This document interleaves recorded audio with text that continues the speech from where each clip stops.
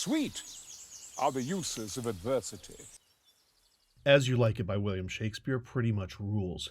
It's funny, it's smart, and thematically it's got more going on than any screwball comedy I can think of. Movie-wise, As You Like It has been adapted twice for the big screen, and once for a lavish BBC production on TV. All three movies fall at an interesting turning point for Shakespeare on film, but I'm getting ahead of myself. Let's start with a quick summary for those not into these things.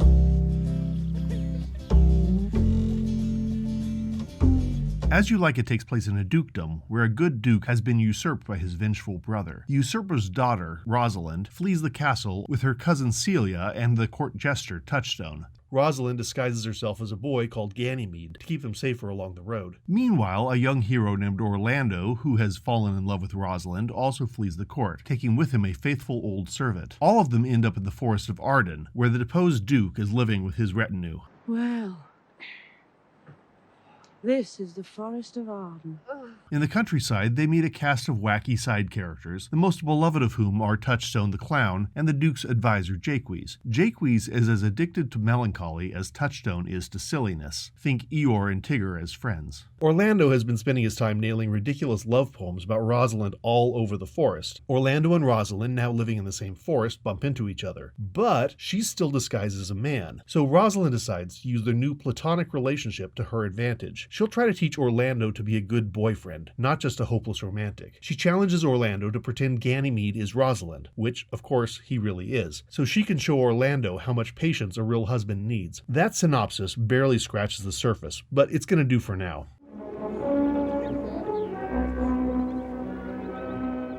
The 1935 As You Like It's production is stodgy, with people rolling their R's outrageously, fairly static camera work, and the dirtiest jokes all cut out. But it has a sincere charm to it. It's charming to Shakespeare addicts like me, but I wouldn't recommend it to casual fans. Shakespeare on screen goes back actually to the silent era. There's a great collection out there called Silent Shakespeare, but Laurence Olivier was the one who made Shakespeare movies popular. Following his Hamlet, Olivier became famous as the Shakespeare guy. As You Like It was his first foray into Shakespeare on film, and he's good in it, but he got much better the more control he had over his films. Soon Orson Welles and others were putting out excellent adaptations, and soon you had stuff like the Burton and Taylor Taming of the Shrew, the Mason Brando Gielgud Julius Caesar, the Dench Mirren Rigg Holm Warner Midsummer Night's Dream, and on and on. Olivier opened the door for all of those.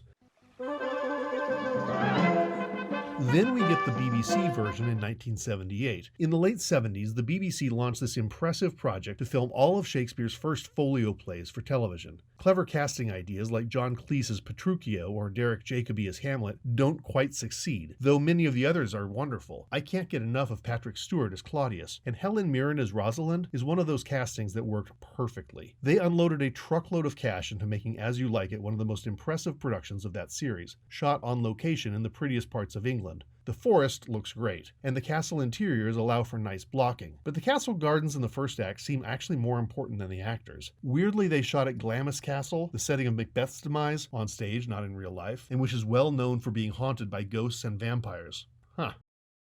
In a fun aside, David Prowse, Darth Vader himself, makes an unmasked appearance as Charles the Wrestler. The BBC series keeps things pretty traditional in Elizabethan settings and costumes. None of that fairy tale stuff like the 1935 version. It feels like the filmmakers were finally relaxing a little. Shakespeare is about humans and not inscrutable intellectual gods only fit for nerds like me. And you can feel that relatability coming through.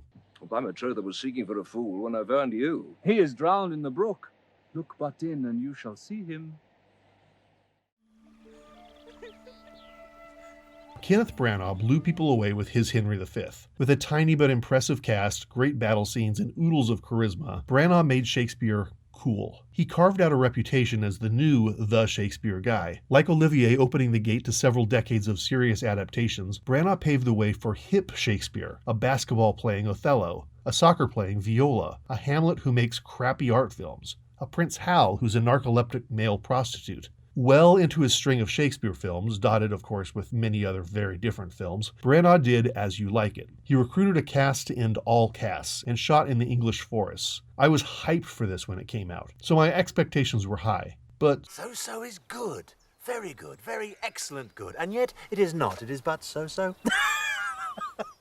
The good. The costumes are gorgeous. Bryce Dallas Howard is winsome. She goes for more the girl with a secret crush than the smart manipulator as played by Helen Mirren or Elizabeth Bergner.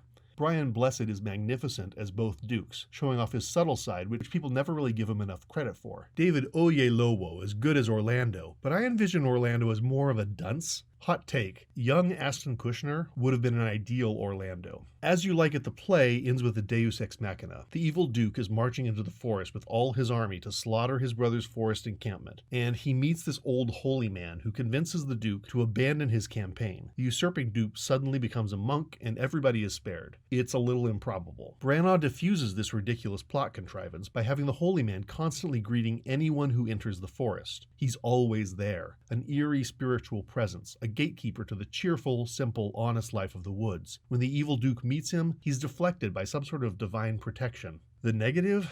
The 18th century Japanese setting doesn't really seem to add much to the film beyond cool costumes, a great sumo match, and an unnecessary ninja attack. I just said an unnecessary ninja attack, and that should tell you a lot about how weird this setting is. The camera work is really strange at times, obscuring important dialogue behind trees and shrubs. And worst of all, two of my favorite actors are weirdly misused. The wonderful Kevin Kline is often great as Jaques, but there's a couple scenes where they tap into Kline's outsized comic side, and it feels out of another movie. And Alfred Molina, who I adore, drowns under distracting costume and makeup choices. Touchstone says and does a lot of shocking things, and these can work. Truly, and to cast away honesty upon a foul slut were to put good meat into an unclean dish. I am not a slut! Though I thank the gods, I am foul. Well, praise be the gods for thy foulness. Slutishness may come hereafter. But here, it just feels like he's abusing the peasants. So there's a quick history of the principal adaptations. Let's split some hairs.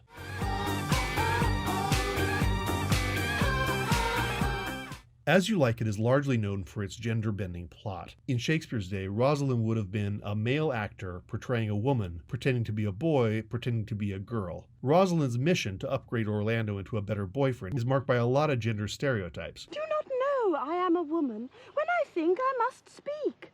These are funny, but even 18th century Celia, who's much more traditionally feminine than Rosalind, protests that Rosalind is a sexist. You have simply misused our sex in your love praise. Barrels of ink have been spilt over gender in As You Like It. Well, then take a good heart and counterfeits to be a man. As a movie reviewer, I'm just going to say that Bergner, Mirren, and Howard give great performances, but not a single one of them would ever be mistaken for a man.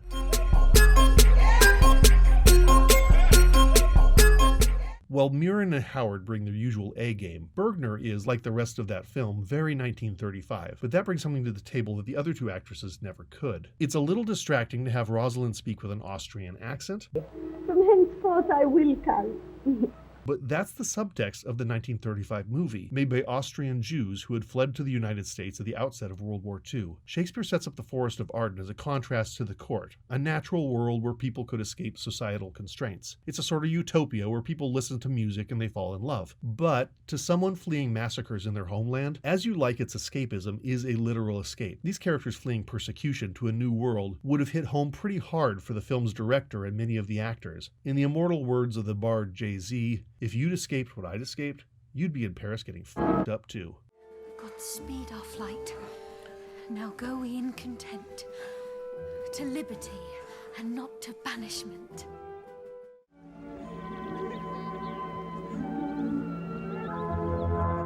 In a recent review, I mentioned Mel Brooks' theory that all comedy is based on the misery of other people. As You Like It refuses that theory. It's a very funny show, but it's permeated by kindness. Sure, some people are mean to each other, especially to the shepherdess Phoebe. I must tell you friendly in your ear. Sell when you can. You are not for all markets. But overall, the plot unrolls as a series of acts of unexpected kindness towards strangers, even when they're cranky. When a robber comes to the Duke's camp, the Duke offers him food. The robber demands that nobody eats until he can feed an elderly friend. Everybody agrees. Pardon me, I pray you. I thought that all things had been savage here. When they first arrive in the forest, Rosalind meets a poor shepherd who complains that he receives none of the benefits of his labor from his employer, so she immediately buys the land and the flock for him in exchange for room and board. And even at her cattiest, Rosalind takes pity on the obtuse shepherd Silvius and begs his beloved Phoebe to turn her love to the shepherd. The optimism of the Duke, seeing his banishment as a lovely outing, is infectious, even with a deep pessimist like Jaques as his close advisor. All the world's a stage, and all the men and women merely players, and mere oblivion. But the Duke turns around and says, Thou seest, we are not all alone unhappy. And good in everything.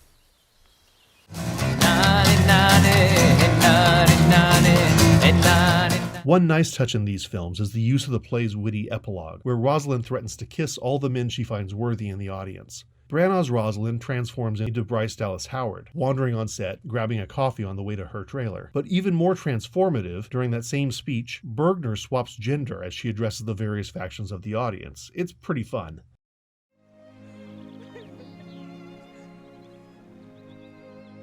Film adaptations are a treacherous place for fans of the original. I had a good friend, a comics expert, who jumped off the Marvel train entirely with Guardians of the Galaxy 2 when they introduced Pom Klementof's version of Mantis. Having never read the character myself, I thought she was delightful. He thought it was an abomination. This play is a work of beauty, and yet none of these three films really lives up quite to what I want, and the fault is in me. The anticipation of seeing a work on screen, especially one you love, makes for very unreal expectations.